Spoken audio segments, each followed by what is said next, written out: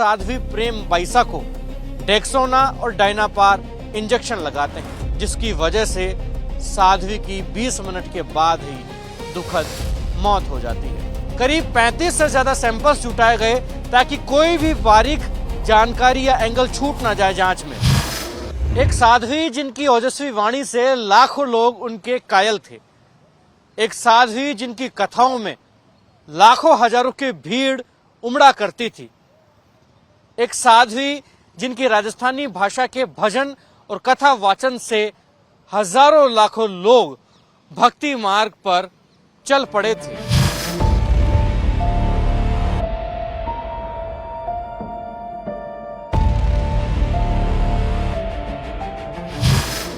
लेकिन वो आवाज असमय शांत हो गई है। साध्वी की असमय मौत हो गई है, जिनके कारणों का खुलासा भी अब हो चुका है।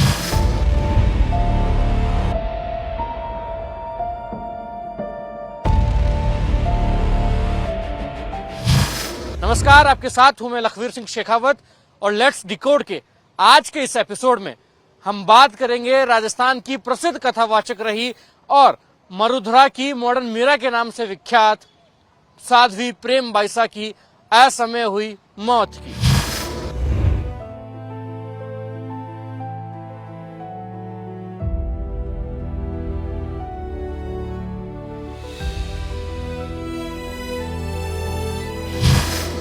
दरअसल 28 जनवरी को जोधपुर के आरती नगर स्थित आश्रम में साध्वी प्रेम बाइसा की तबीयत बिगड़ी, गले में दिक्कत हुई, जिसके चलते कंपाउंडर देवी सिंह राजपुरोहित को इलाज के लिए बुलाया गया।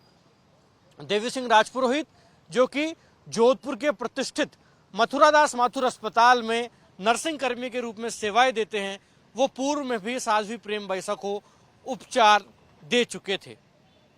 देवी सिंह राजपुरोहित आरती नगर स्थित आश्रम पहुंचते हैं और साध्वी प्रेम बाइसा को डेक्सोना और डायनापार इंजेक्शन लगाते हैं, जिसकी वजह से साध्वी की 20 मिनट के बाद ही दुखद मौत हो जाती है। इस मामले को देखते हुए पुलिस ने इन्वेस्टिगेशन टीम गठित की। एक एसआईटी टीम का गठन किया गया, जिसकी चीफ बनाया गया आरपीएस यानी कि उस इलाके की एसीपी छवि शर्मा को। इस पूरे मामले में कोई भी पहलू छूट ना जाए, बारीकी से जांच हो, इसके लिए एफएसएल ने भी जांच की और आरती नगर का जो आश्रम था साध्वी प्रेम बाइसा का, वहां से कमरे की मिट्टी से लेकर बेडशीट, तकिए सहित वो तमाम बर्तन जिसमें साध्वी प्रेम बाइसा ने अंतिम समय में भोजन किया, उनको भी एफएसएल की जांच के लिए भेजा गया। करीब 35 से ज्यादा सैंपल्स जुटाए गए ताकि कोई भी बारीक जानकारी या एंगल छूट ना जाए जांच में, और काफी गहनता से जांच भी की गई। राजस्थान की एफएसएल टीम ने तो इतिहास बनाया। खुद FSL director doctor Ajay Sharma ने हमसे बातचीत में कहा कि संदिग्ध परिस्थितियों में हुई मौत के मामले में अब तक ऐसा नहीं हुआ कि 35 से ज्यादा सैंपल्स जुटाए गए हों और जांच की गई हो, क्योंकि साध्वी प्रेम बाइसा की जो मौत है वो संदिग्ध परिस्थितियों में हुई थी और मौत के कारणों का खुलासा नहीं हो पा रहा था। ऐसे में एफएसएल ने काफी बारीकी से जांच की। उन सिरिंजेस की भी जांच की गई जो कि इंजेक्शन के तौर पर साध्वी प्रेम बाइसा को लगाई गई थी। एफएसएल ने अपनी डिटेल रिपोर्ट जोधपुर पुलिस और उस मेडिकल बोर्ड को सौंपी, जिन्होंने अंत में अपना ओपिनियन सामने रखा। पूरी जांच के बाद स्पष्ट तौर पर यह सामने आया कि साध्वी जो कि लंबे समय से बीमार थी, उन्हें सांस लेने में तकलीफ थी, फेफड़े की बीमारी थी। ऐसे में डेक्सोना और डायनापार इंजेक्शन एक समय लगाया गया, जिसके चलते इलाज में लापरवाही बरती गई और साध्वी को कार्डियक अरेस्ट आया और उनकी दुखद मौत हो गई। ऐसे में अब जो एसआईटी टीम का गठन किया गया था, वो अलग पहलू पर जांच कर रही है। उन्होंने एक बार फिर मेडिकल बोर्ड से ओपिनियन मांगा है। वो जानना चाहते हैं कि डेक्सोना और डायनापार इंजेक्शन का असर क्या होता है, वो किस तरीके से रिएक्शन करते हैं, क्योंकि इस प्रकार से बात सामने आई है कि साध्वी को फेफड़ों की शिकायत थी, फेफड़े की बीमारी थी, सांस लेने में दिक्कत थी, अस्थमा भी बताया जा रहा था। ऐसे में उन्हें जिस तरीके से डेक्सोना और डायनापार एक बार लगाया गया, ऐसे में क्या वो मौत भी तक पहुंच सकता है क्या वो किसी की जीवन छीन सकता है क्या? इन तमाम पहलुओं पर पुलिस अपनी जांच को आगे बढ़ाना चाहती है। इसीलिए मेडिकल बोर्ड से फिर से ओपिनियन मांगा गया है, क्योंकि अब यह तय हो गया है कि जिस प्रकार से जांच में इलाज में लापरवाही बरती गई, जिस तरीके से 2 इंजेक्शन एक समय लगाए गए, और ये खुद स्वीकार भी कर लिया है देवी सिंह राजपुरोहित कंपाउंडर ने कि उन्होंने साध्वी को डेक्सोना और डायनापार इंजेक्शन लगाया था। दोनों इंजेक्शन उन्होंने किसी डॉक्टर के प्रिस्क्रिप्शन के आधार पर लगाए थे। पहले इस प्रकार की जानकारी दी थी, लेकिन अब देवी सिंह राजपुरोहित का कहना है कि वो खुद से ही वो दोनों इंजेक्शन लेकर गए थे और उन्होंने साध्वी प्रेम बाइसा को डेक्सोना और डायनापार इंजेक्शन लगाया। ऐसे में पुलिस अपनी जांच को आगे बढ़ाते हुए इस पहलू पर भी गहनता से इन्वेस्टिगेशन करेगी कि आखिरकार किसी प्रिस्क्रिप्शन के आधार पर इंजेक्शन लगाया गया या फिर देवी सिंह राजपुरोहित खुद से ही वो इंजेक्शन वहां पर लेकर गए थे। पुलिस जांच में ये भी सामने आया है कि देवी सिंह राजपुरोहित भले ही नर्सिंग कर्मी हैं, प्रतिष्ठित अस्पताल में एक नर्सिंग कर्मी के रूप में अपनी सेवाएं दे रहे हैं, लेकिन वो ये जो इंजेक्शन लगाए गए उसके लिए सक्षम नहीं थे, और जो 2 इंजेक्शन उन्होंने लगाए वो जरूरत भी नहीं थी। डेक्सोना डायनापार इंजेक्शन दोनों एक साथ लगाए गए, जिसकी वजह से साध्वी प्रेम बाइसा को कार्डियक अरेस्ट आया और मौत हो गई।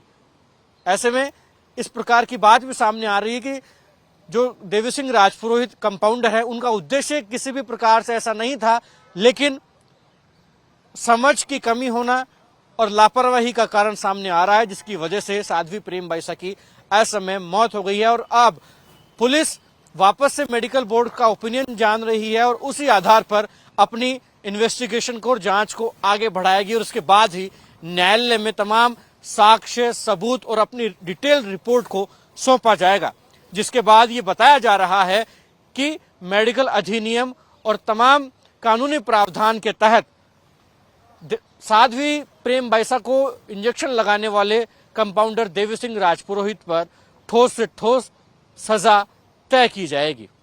तो वहीं इस पूरे प्रकरण में अगर हम परत दर परत डिकोड करें तो जैसे ही ये मामला सामने आया तो साध्वी प्रेम बाइसा के अंतिम समय में साथ रहे उनके पिता विरमनाथ और सेवादार सुरेश, जो कि रिश्ते में दिवंगत साध्वी प्रेम बाइसा के भाई भी लगते हैं, उन पर भी सभी की शक भरी निगाहें पहुंची, क्योंकि साध्वी प्रेम बाइसा ने अंतिम समय में जो भोजन ग्रहण किया वो सेवादार सुरेश ने बनाया था।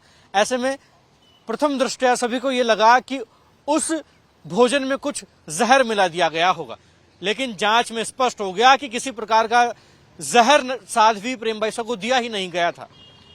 वहीं विरमनाथ जो साध्वी प्रेम बाइसा के पिता हैं, उन पर तो सबकी शक भरी निगाहें गई। आलम यह हो गया कि जब साध्वी प्रेम बाइसा का पोस्टमार्टम करवाने से विरमनाथ ने मना किया तो तनातनी का माहौल भी बन गया था अस्पताल में। साध्वी के अनुयायियों को लगा कि कुछ ना कुछ दाल में काला है, इसीलिए विरमनाथ पोस्टमार्टम नहीं करवाना चाहते। लेकिन विरमनाथ ने बाद में स्पष्ट तौर पर कहा कि साध्वी प्रेम बाइसा सन्यासी थी और उनकी दुखद मौत के बाद वो नहीं चाहते थे कि डायरेक्ट पोस्टमार्टम करवाया जाए। पहले वो उनका पार्थिव देह आश्रम लेकर जाना चाहते थे, तमाम साधु संतों की मौजूदगी में पोस्टमार्टम करवाना चाहते थे। जिस तरीके से स्थितियां अस्पताल में बनी तो तनातनी का माहौल बन गया था। बाद में समझाइश के बाद पोस्टमार्टम करवाया गया। और एक महत्वपूर्ण बात और जिसकी वजह से शक के दायरे में साध्वी के पिता विरमनाथ आ गए थे, वो ये थी कि साध्वी की मौत के बाद उनके सोशल मीडिया प्लेटफॉर्म से पोस्ट की गई, जिसमें लिखा गया कि किस प्रकार से पूरा घटनाक्रम सामने आया है, और वो पोस्ट उस दौरान एक सुसाइड नोट के तौर पर प्रतीत हो रही थी। क्योंकि सभी की जिज्ञासा थी कि इस पूरे मामले का पटाक्षेप हो, तो बाद में खुद साध्वी प्रेम बाइसा के पिता विरमनाथ ने इस बात का खुलासा किया और स्वीकार किया कि वो पोस्ट उन्होंने ही कहकर अपनी सोशल मीडिया टीम से डलवाई थी, क्योंकि साध्वी प्रेम बैसा के अंतिम समय में शब्द थे कि जीते जी तो मुझे न्याय नहीं मिला, लेकिन मरने के बाद तो न्याय मिल जाए। ऐसे में भावुकता के तौर पर साध्वी के पिता विरमनाथ ने वो पोस्ट करवाया था और पुलिस जांच में ये सामने भी आया है कि साध्वी के पिता विरमनाथ का कोई मेलाफाइड इंटेंशन नहीं था और उन्होंने किसी भी प्रकार से इस पूरे मामले में कोई साजिश के तौर पर काम नहीं किया, बल्कि ये प्राकृतिक मृत्यु ही थी। पुलिस को एक शक और भी था कि पूर्व में जो एफआईआर दर्ज की गई हैं, क्या वो लोग इसमें शामिल हो सकते हैं क्या? दरअसल आज से करीब 3 से 4 साल पहले साध्वी प्रेम बैसा और उनके पिता विरमनाथ का एक सीसीटीवी फुटेज वायरल हुआ था। उस वीडियो में साध्वी प्रेम बैसा अपने पिता विरमनाथ को गले लगा रही थी। ऐसे में सोशल मीडिया पर साध्वी को ट्रोल किया गया और सवाल किया गया कि जब वो सन्यासी हैं, भगवा उन्होंने धारण कर रखा है, तो वो कैसे किसी को गले लगा सकती हैं। लेकिन बाद में ये कहा गया कि साध्वी प्रेम बैसा उस दौरान अवसाद में थी और लंबे समय बाद जब अपने पिता से मिली तो सहजता के तौर पर उन्होंने गले लगाया उन्हें। इसको गलत तरीके से प्रस्तुत न किया जाए। हालांकि साध्वी प्रेम बैसा ने उस दौरान शंकराचार्य को पत्र भी लिखा था और यह तक कह दिया था कि वे अग्नि परीक्षा देने के लिए तैयार हैं, क्योंकि उनके चरित्र पर अंगुली उठाई जा रही है, जबकि वो गलत नहीं थी। ऐसे में पुलिस ने जब अपनी इन्वेस्टिगेशन को आगे बढ़ाया, एसआईटी टीम ने उन तमाम लोगों से भी पूछताछ की जिनके खिलाफ पूर्व में एफआईआर लॉज थी और जांच में ये बाद में ये स्पष्ट हुआ कि किसी का भी मेलाफाइड इंटेंशन इस पूरे प्रकरण में नहीं था। और शनिवार को जोधपुर के पुलिस कमिश्नर ओम प्रकाश पासवान ने इस पूरे मामले का पटाक्षेप करते हुए कहा कि साध्वी प्रेम बैसा, जो कि सांस लेने में उनकी तकलीफ थी, फेफड़े की बीमारी थी, उन्हें डेक्सोना डायनापायर इंजेक्शन लगाया गया, जिसके चलते कार्डियक अरेस्ट आया और असमय दुखद मौत हो गई। कोई साजिश इस पूरे प्रकरण में नहीं थी, ना उन्होंने आत्महत्या किया, क्योंकि जैसे ही साध्वी प्रेम बैसा की संदिग्ध परिस्थितियों में मौत हुई तो ये रहस्य गहराया हुआ था कि क्या ये हत्या है, आत्महत्या है या कोई साजिश। लेकिन अब स्पष्ट हो गया है कि साध्वी प्रेम बैसा की मौत डेक्सोना और डायनापायर इंजेक्शन लगाने के बाद कार्डियक अरेस्ट से हुई है।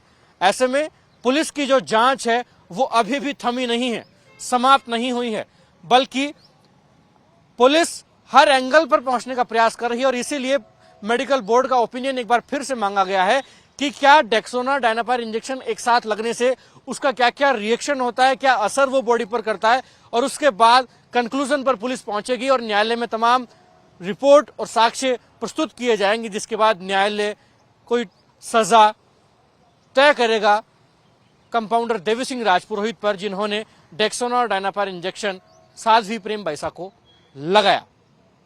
लेट्स डिकोड के आज के इस एपिसोड में फिलहाल के लिए इतना ही। धन्यवाद, नमस्कार।